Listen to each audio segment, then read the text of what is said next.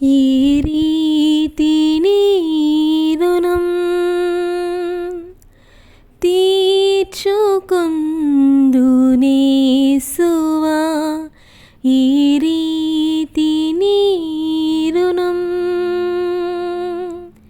తీర్చుకొందునేసువా. ఈ దిక్కులేని నన్ను ప్రేమించినావయ్యా, ఎంతో కృపను చూపి నన్ను బ్రతికించినావయ్యా. ఈ రీతి నీ రుణం తీర్చుకొందు యేసువా, ఈ